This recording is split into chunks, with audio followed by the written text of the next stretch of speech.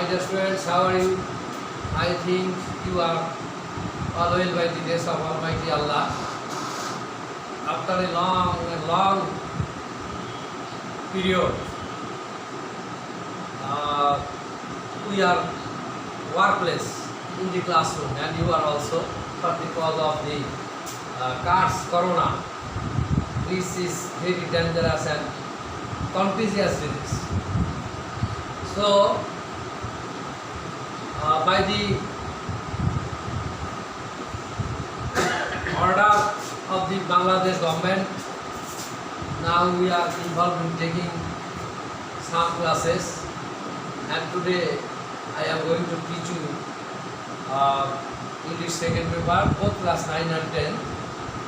So listen to me, and I will set up 2 or 3 sentences before you, then you will guess the lesson plan what will be.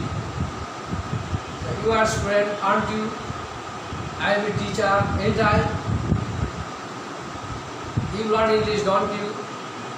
There are 3 sentences you think that I have added few short questions after these sentences. So these are called the, you will have to say.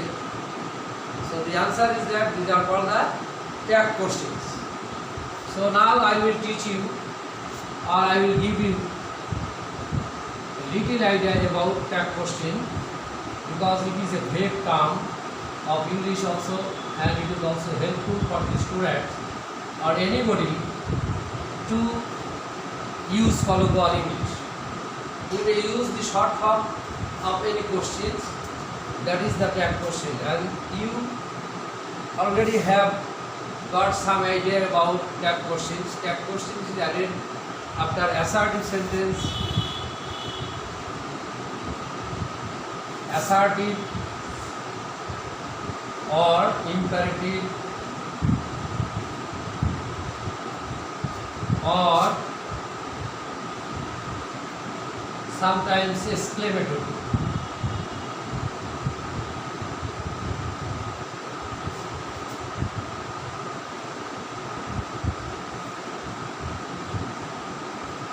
Tag means to pile up or to add.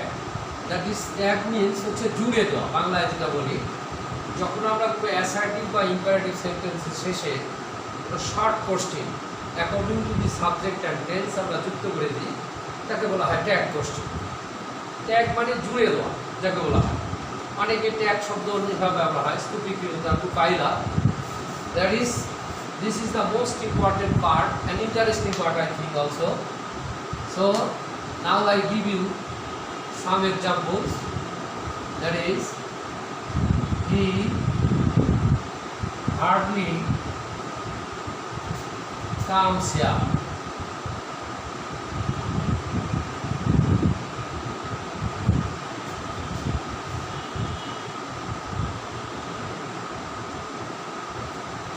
Does he? I don't like to talk anybody.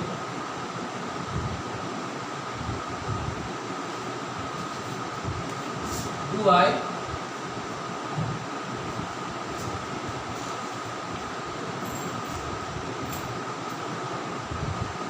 Rana never runs quickly.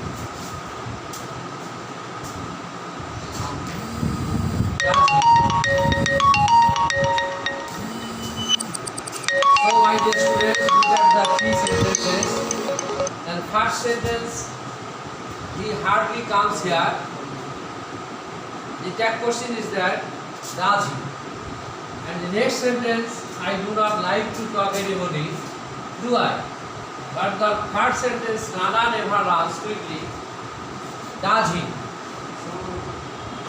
So another example is that, you learn English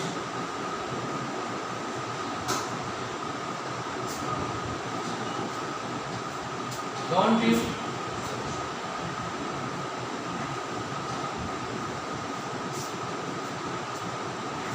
look at the characters of the sentences, of the following sentences written on the whiteboard. The first sentence, he hardly comes here, does he? Why? The condition of the sentence, check questions. The condition of the third questions is that if the sentence is in the affirmative form, then the question should be the negative form. And if the sentence is the negative form, the question should be the affirmative form. And the question is negative form, then affirmative, and negative, then affirmative. Look at this, hardly. There is no, not, no, never. But the word hardly, that is an adverb which means rare or not at all, not few, not more, etc. So it indicates the negative idea. That is why I have made the question in the affirmative form. And the next sentence I don't like. This is the negative sentence. So I have used do I. That is the question is in the affirmative form. Then third, never. Look at this, never. Rana never runs. This is also a negative sentence. So the question is that does he? And the fourth sentence, you learn English, then don't you. So we can observe that if the sentence is in the negative form, we will have to use the affirmative form to make the question.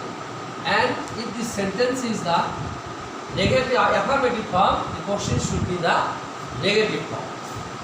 But we will have to also some rules to make the questions, that is to make the tag questions. There are also some adverbs or words or phrase which indicates the negative sense. You will keenly observe it, and when you will answer the questions, you will have to answer it very carefully. Otherwise, the question answers will be zero. That is so that we know generally no, not, never. They are negative form. And also there are some adverb, hardly, scarcely, hardly, and scarcely, rare, rarely, seldom,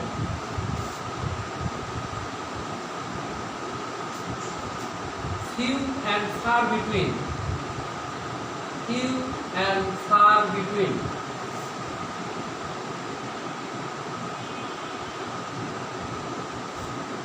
And also a little or a few.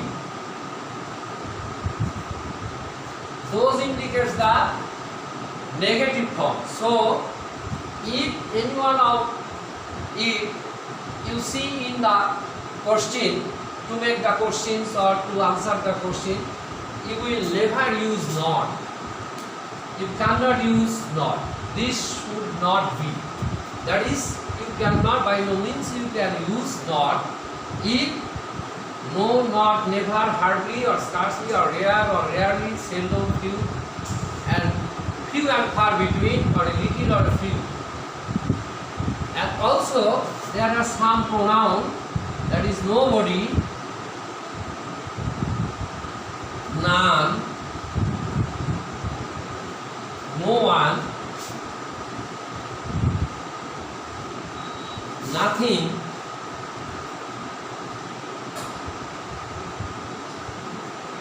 these are the indefinite pronoun, and already these pronouns indicate the negative sense. So if any one of them remains in any sentence, you must not use not. You cannot use not. Suppose nobody believes a liar. Nobody believes a liar. Do they?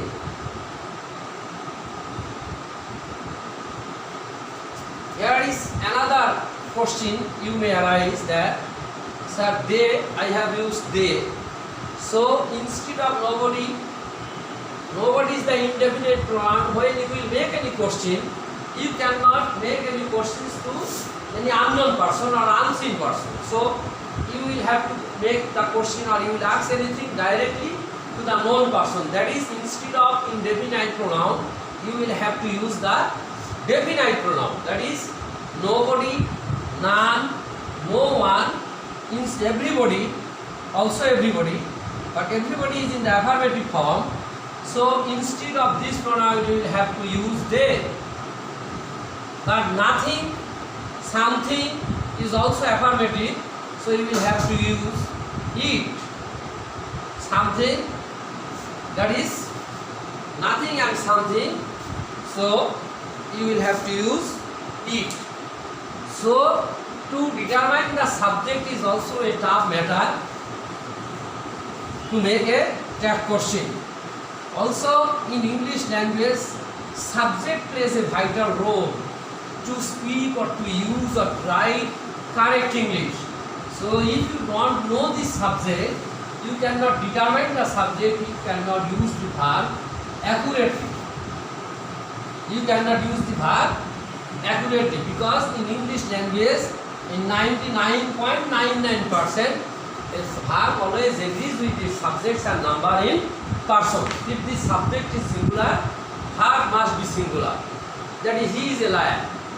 We are student, or we are teacher. So subject, if the subject is singular, verb should be singular. If the subject is plural, verb must be plural. So we know that there are some pronouns definitely, and another thing that you will have to use pronoun instead of noun to make the correct question. You will have to use pronoun instead of noun. Instead of noun. Instead of noun. Instead of noun.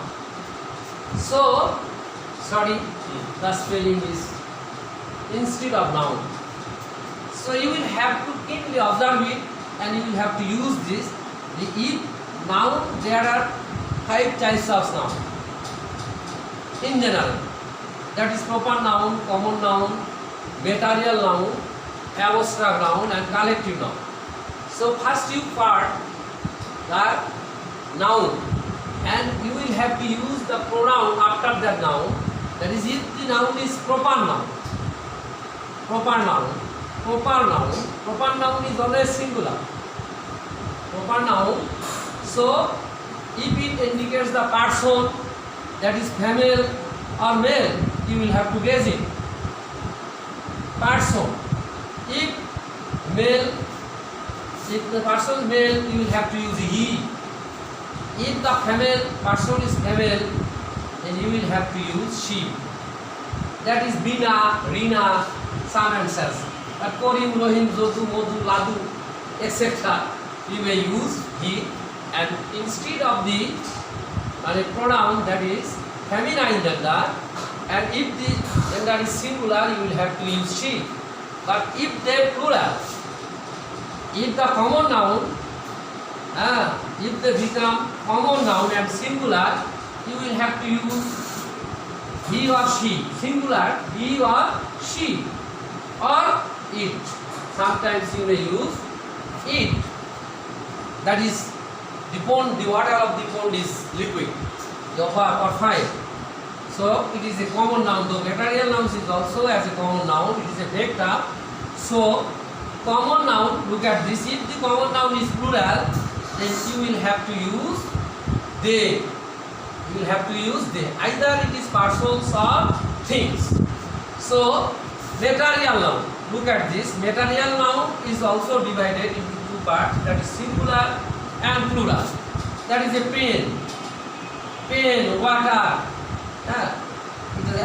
So you use it. But pens or books, then you use it they. Such as the dog, you use it. Dog. But dogs, then you use they. Another problem is that you will keenly observe and you may set up or solve the problem easily. You go through the questions and the subject is noun, you think deeply that which pronoun you can use. If it is indicates the male person or female or material noun. If the female, then you use he. If this female, you use she, and in plural, so subject should be determined. Look at this: to swim, swimming. This may be the subject, and then you can use it. You will have to use it. To swim is good. To swim is good for health. Is good for health. Swim is good for health. Isn't it? Isn't it? Swimming is good for health. Also, swimming is good for health. Or is a good exercise. Is good for health. Swimming is also good for health. Isn't it? Isn't it? So, when the subject will be the 2 plus verb or gerund or collective noun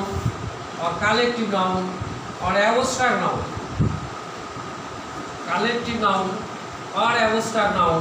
then you will have to use it. Abstract noun.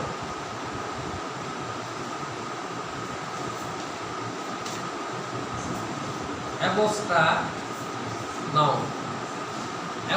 noun, that is the father in him knows all.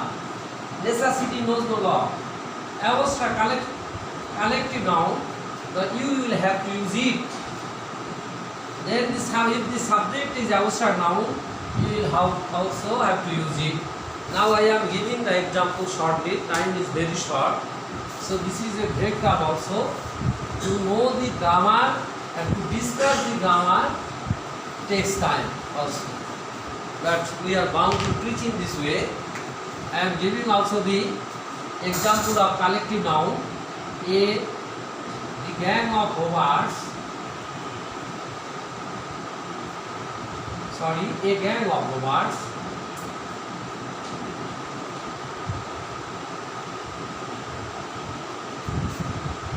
committed dacoity.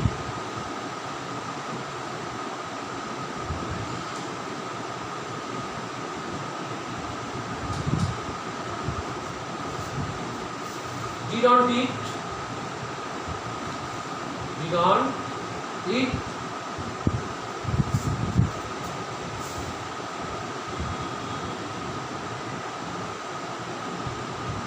necessity knows the law.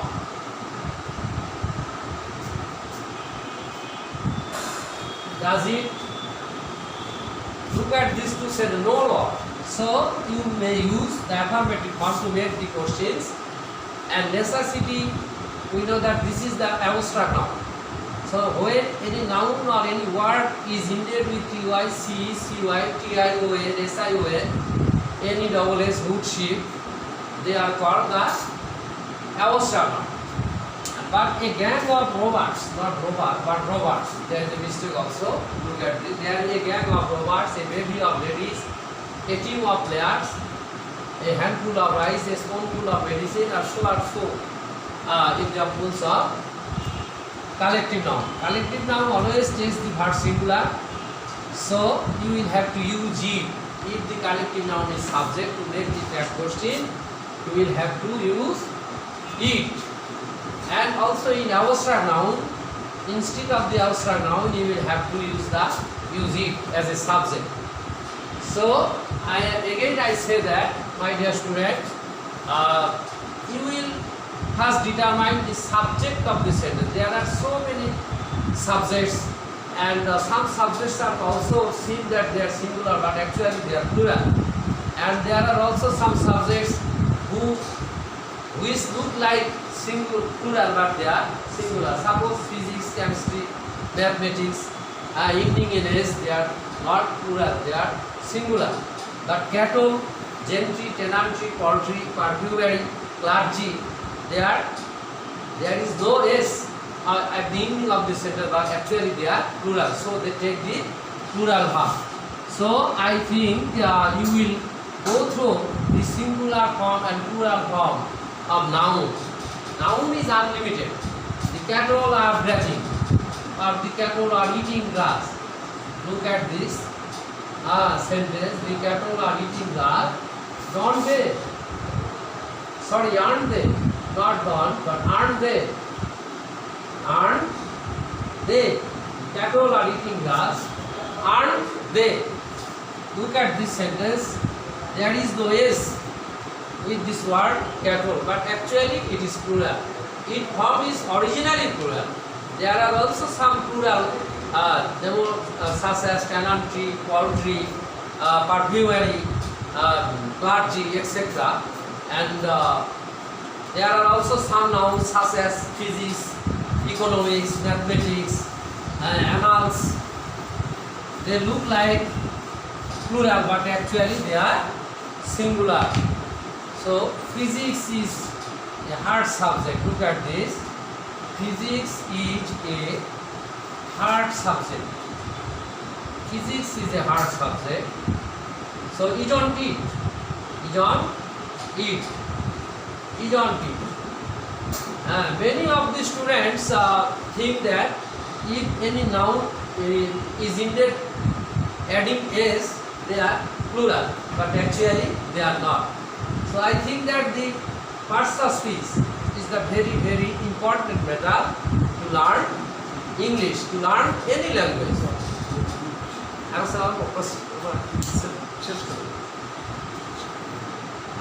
So subject and verb tense. So most important factor is that you will also use the tense. The sentence first you will go through and determine which tense it is. And the fact is that only there are two tense in affirmative form which have no